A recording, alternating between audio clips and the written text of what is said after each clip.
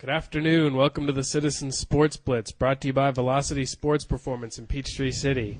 Welcome to the playoff edition of the show. I'm sports editor Mike Boylan. With me is sports staff writer Kevin Wandra. Good afternoon. We get to talk about 4 football playoff games scheduled for tomorrow night.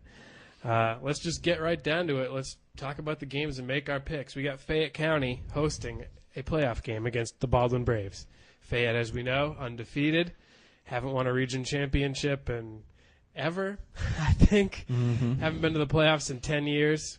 That place is going to be rocking tomorrow night. That's the game I'm going to. And, I know people have been lighting up the blogs about the tough draw that they have and, what a tough game Baldwin's going to be. I think the Tigers are going to win this game. I think the offense is good, and I think the defense is really solid.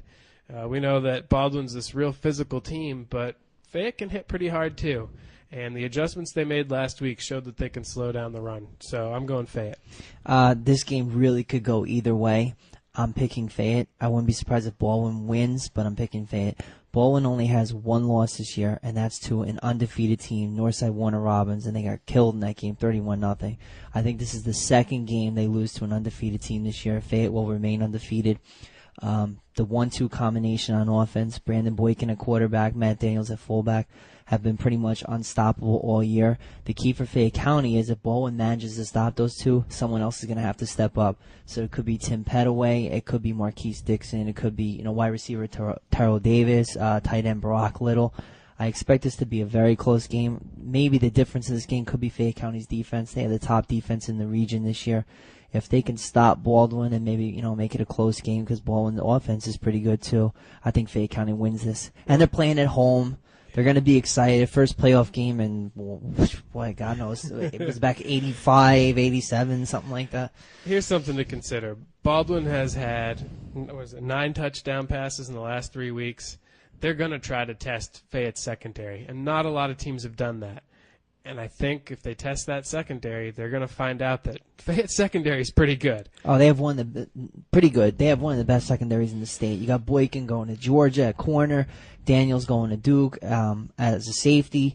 Quincy Carruthers is a vastly underrated cornerback too. Fayette County has an outstanding secondary. Well, and basketball season's coming up. Those two guys, Boykin and Carruthers, they don't want to start basketball season just yet. They're still in a football mind. So we're going Fayette.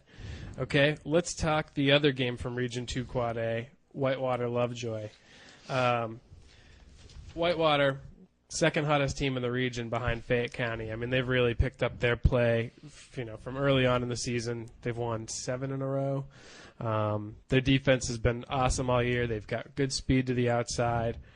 And I think Whitewater's going to take this game too. And the reason why I think so is because Lovejoy has a kind of a pass-happy offense, and I just don't know that they're going to have enough time to throw the ball the way they want and to really sit there and pick out their receivers with that crazy defense from Whitewater. Those linebackers, Zach Mann, Ryan Hidalgo, they're really going to get in there and hit hard.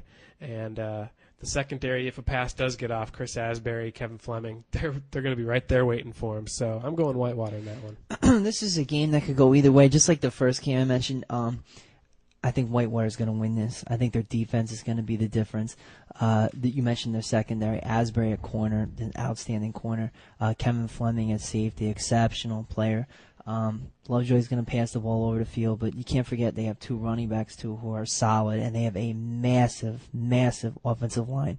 The biggest offensive line that Whitewater has faced all season. Whitewater's a little small up front compared to Lovejoy. Lovejoy could dominate the line of scrimmage, but behind that defensive line, you have 2 of the best linebackers in the area, Ryan Hidalgo, Zach Mann. Both of them are sideline-to-sideline playmakers. I think the defense is the difference in this.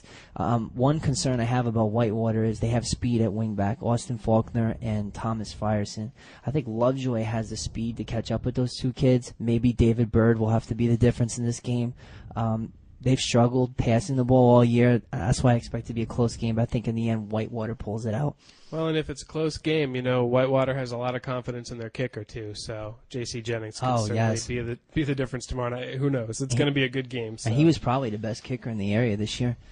Okay, we're going to take a quick break. We'll be right back and talk about Sandy Creek and Landmark's playoff game. So stick around. Train with the pros at Velocity Sports Performance. Athletes need to learn good mechanics to reduce their likelihood of injury and to improve their speed, power, and agility. Go, go, go! Athletes are trained by expert coaches where hundreds of pro athletes have trained. Whether you're a pro or just want to train like one, Velocity Sports Performance is the place for you. Welcome back to the Citizen Sports Blitz, brought to you by Velocity Sports Performance in Peachtree City. Let's talk about an away game. Sandy Creek plays at Hart County tomorrow night, and Sandy Creek's kind of had an up and down season. They've been playing pretty well. I mean, they've won 6 of 8. When they get their offense going, Braxton Lane gets in the game, opens it up for the running game. They've been doing really well. That defense can cause a lot of turnovers, but I don't know. I'm leaning towards Hart County in this game.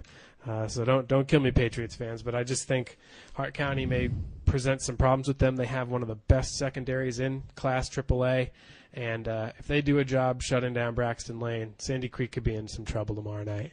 And we've said this whole year that Braxton Lane and quarterback Rio Johnson have to have a huge game for Creek to win. Obviously, they have a great defense, but they have to get that production on offense from those two players. Creek comes in this game, they're very hot. 2-game winning streak. They've won 4 out of the last 5, 6 out of the last 8. That said, I'm picking Hart County. They have only lost to one team all season. That's second-ranked Stevens County. They had one tie to Clark Central, but Hart County, we mentioned the secondary, got 2 kids back there. Rod Harlan runs a 4.5 40. Fred Stowers, a 4.4 40. I think they have the speed to match up with Braxton Lane. I don't know about the talent. They probably do. Of course, we haven't seen them, but I think Hart County is going to pull this out. Well, and they get the advantage of playing before their home crowd and kicking off the playoffs, and that does give you a little bit of an edge. And they've outscored their opponents by 170 points this year. So, I mean, they're no strangers to putting points up on the board, and if they get ahead early, it's going to be tough for Sandy Creek to make a comeback. And they have an exceptional tailback in Ren Teasley, who's had over 1,000 yards this season. And they have a dynamic quarterback by the name of Kervin Curry. Sandy Creek, this might be the best offense they faced all year, if not the best, one of the best. Now, that said, Sandy Creek does have a defense that can create some turnovers and really help them out. Definitely. So if the ball bounces their way, they certainly have a shot at this game. I mean, everybody has a shot when you reach the playoffs, so we don't mean to talk down. This is going to be a good game, and they're going to be up for it. Oh, and I expect, you mentioned Creek's defense, their linebackers, Matt Solomon and Zach Hilton. In the secondary, Russell Bonner and Josh Holt have been playmakers all year. Jordan Griffin, defensive end Jeremy Holt. They have a very, very good defense. That defense is going to have to carry them on Friday night. I think so, too. Now, the last game to talk about is one more home game. Landmark Christian is hosting the Lincoln County Red Devils. Everybody talked about what a tough draw that Fayette County has. Landmark's isn't any easier. Lincoln County is a 2-time state defending champ. They've won the last 2 state championships. They have only lost once this year, yet they're a 3 seed, which is very similar to what Fayette's got. And, I got to go with Lincoln County in this game, despite the fact that Landmark has been putting up astronomical numbers the past 2 weeks, and they have some incredible talent on both sides of the ball, but their offense has been superb the past couple weeks.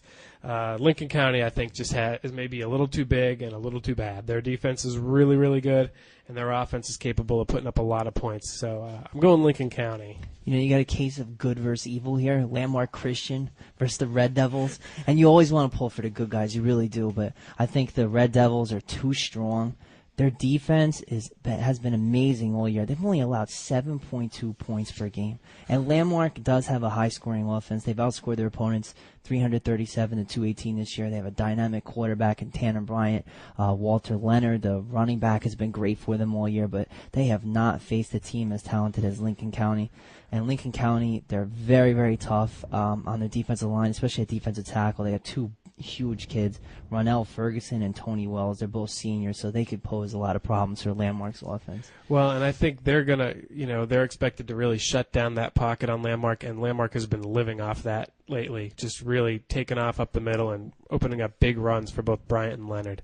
If that running game gets shut down and it becomes a game of trying to get first downs, Lincoln County probably has the edge. Right. But we'll see. We'll be back here Saturday morning, and hopefully we are wrong on some of these picks, and all 4 of them advance. And yes, we'll have to, mea culpa.